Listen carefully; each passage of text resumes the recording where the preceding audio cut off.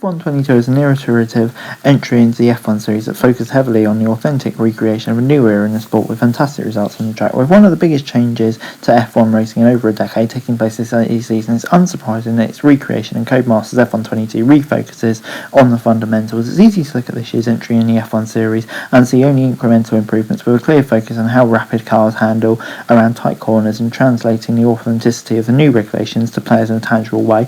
The focus on small but important adjustments means that as a whole package, F122 feels slightly trimmer than last year's version, but it's still a worthwhile successor because of how well it makes each corner feel in this new era of racing. If you're unfamiliar with just how broad the changes in their real life F1 this season have been, there are just a few points to cover the broad picture. The cars are heavier, with minimum allowable weight being raised to accommodate a slew of aerodynamic changes and rules, many of which put emphasis on powering closer racing that is less affected by loss of downforce experienced when following other cars. Many of these changes are represented on the underside of the car, with a ground effect now sucking cars closer to the track when they're hitting high speeds. This makes cars fast, swooping turns feel easier to nimbly navigate. It also means they're more acutely angled corners, taken at slower speeds and modulating more challenging. In the same way, the changes have made this Formula 1 season more exciting to watch as the drivers figure out the new limits of these cars around familiar circuits. F122 is a reset on your own understanding of racing in the game. Tracks with tight chicanes, such as the street circuit in Baku or the classic Monte Carlo circuit, are even more treacherous to navigate, with each slow corner feeling like it's demanding far too much steering from the new chassis. Conversely, tracks with long fast turns, such as the sweeping Maggots and Beckett's at Silverstone or the long straights at Monza, feel much easier to manage.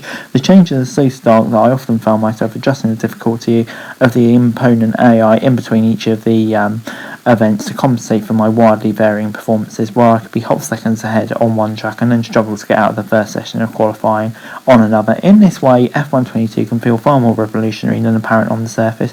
If you're returning to the series after last year's entry, this year's driving model offers more than enough in terms of meaningful changes to make learning each track feel like a satisfying challenge again. And that's especially true if you're accustomed to racing around circuits with many of the gain assists such as traction control.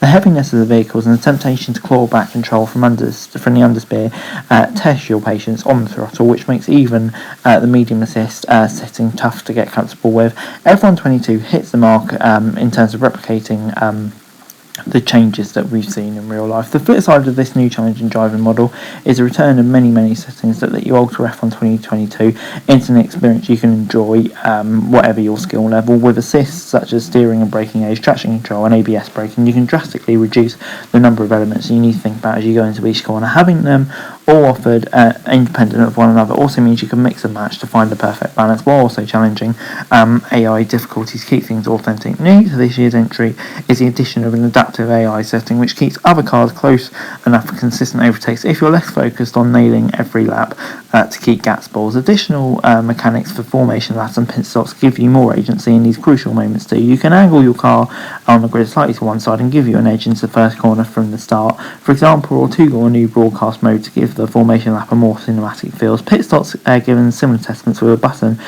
to prompt your reaction speed and time gained or lost in the pits. This similarly can be changed to an automated broadcast-like sequence requiring no input at all. Given the explosion in popularity F1 has recently experienced, these assist settings and new mechanics, even if not entirely new, are even more important to enticing a new audience.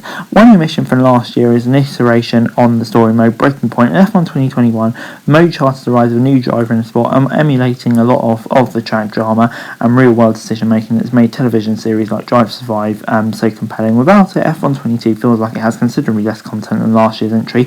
It still features two excellent distinct career modes, one where you're only tasked with the duties of one driver and one where you manage your own team, but these feel all too familiar and kind of hoping for something fresh. And a small tweak to work on, like being able to start your My Team career mode with a budget large enough to fight for championships from the get-go, but they're iterative at the best. There's nothing wrong with either one, and I still enjoy balancing budgets and for the best on-track technical advantages on my own custom team. It's just a Breaking Point was a real step forward, making its omission this year a bit disappointing. With Breaking Point gone, the only addition to F122 is My Life, and it pales in comparison in almost every way. F1 Life is a social space, but it's almost more of a glorified menu backdrop, showcasing the high-class lifestyle that so many F1 drivers enjoy by recreating it in a digital showroom of cars, trophies and expensive furniture.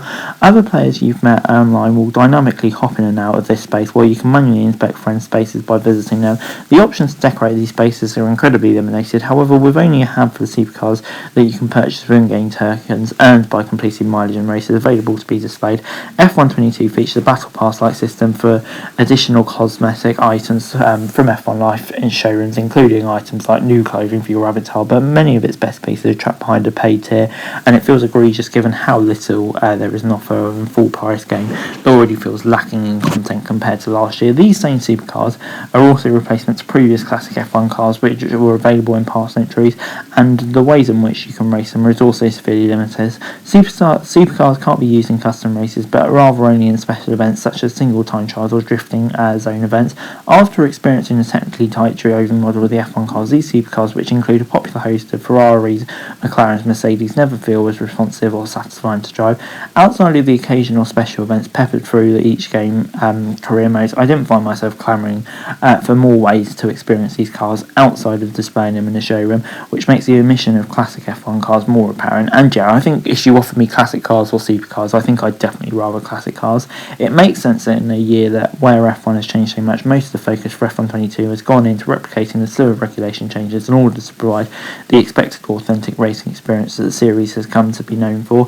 In that regard, F122 delivers, offering up a satisfying, challenging way to wrestle these extreme racing machines around every track on the F1 calendar. In its omissions and lackluster additions, where F122 falters somewhat with less content than last year and a paid battle pass-like system locks away many cosmetic items behind a paywall. It's a few rare missteps for a series that's been consistently good for so long, but thankfully it delivers in high octane on action on track, and that is where it matters most in my opinion. Anyway guys, that's it for the video. Thanks very much for watching. Remember to like, share, subscribe, notice, helps, comments down below, follow us, subscribe to me for daily F1 news, subscribe to my channel, and I'd be greatly appreciated. Thanks very much for watching. Peace out.